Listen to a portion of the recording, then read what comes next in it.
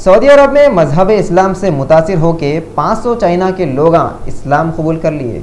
आप लोगों को ये तो मालूम है कि सऊदी के किंग शाह अब्दुल्ला का जुम्मे को इंतकाल हो गया था। उनके इंतकाल की खबर सुनते ही पूरे सऊदी में गम और अफसोस का माहौल छा गया था। उसी दिन सऊदी के ये बादशाह की तदफीन असर में कर दिए। आप लोग सोच रहे होंगे कि हम इतनी पुरानी न्यूज़ अब कई को तो भी सुना रहे, मगर यहाँ पे हम आप लोगों को ये बताना चाह रहे हैं कि सऊदी के बादशाह के ये तदफीन के तरीक़े को देख के सऊदी में 500 चाइना के लोग इस्लाम कबूल कर लिए।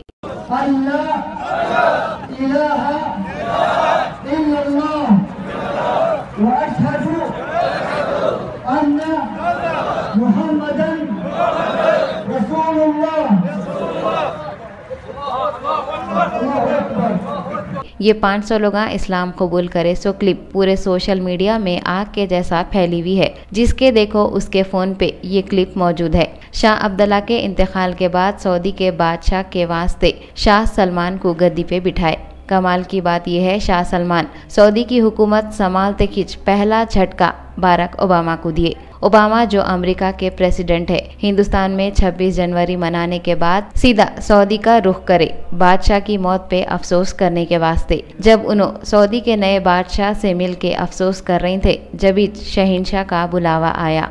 बुलावा बोले तो अजान हुई।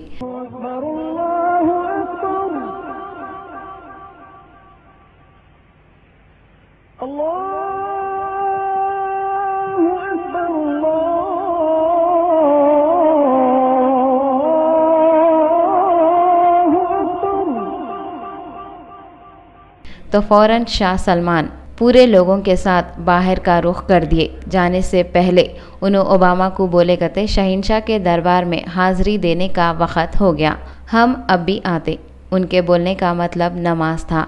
शाह सलमान पूरे सऊदी के बादशाह बनने के बाद भी अपने शहंशाह को नहीं भूले और अमेरिका के पावरफुल आदमी को भुट्टा बता के चले गए। पूरे हॉल में ओबामा अपनी बीवी और 3 आदमियों के साथ अकेले ठहरे हुए थे। ओबामा पूरे लोग कहाँ तो भी चले गए कि बोल के हैरानी से इधर उधर दीदे फिरा रहे थे। फिर इन्हों अपने ही एक आदमी से पूछे तो वो आदमी बोला कि सब लोग एक साथ नमाज पढ़ रहे। अपन सब लोगों को मालूम है अमेरिका के सदर का एक एक सेकंड बहुत कीमती रहता, मगर शाह सलमान वो सब कुछ नहीं सोचे। हमेशा के जैसा आवाज आते कि शहंशाह के दरबार में पहुंच गए। ओबामा ये सोच लिए होंगे मेरे से मिलने के वास्ते कितने की मुल्कों के प्रेसिडेंट मेरा इंतजार करते, मगर ये कैसा बादशाह है जो मेरे जैसी शख्सियत को इंतजार में खड़ा कर दिया। और उन्होंने ये भी सोच रहे होंगे कि मैं पूरी दुनिया का सुपर पावर आदमी हूँ, लोगों को मेरे से मिलने की आरज़ू और तमन्ना रह जाती। लाख कोशिशों के बाद भी वो लोग मेरे से नहीं मिल सकते, मगर यहाँ तो अलग ही हिसाब हो गया। मेरे से भी सुपर पावर है बोल के शाह सलमान साबित कर दिए। उनको दिलिश दिल में कितनी की बेइज्जती महसूस हुई होंगी नहीं।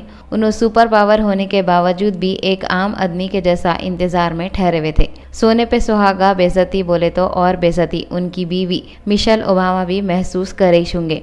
वो कई को बोले तो अमेरिका में औरतां आदमियां सब हाथा मिला लेते ना।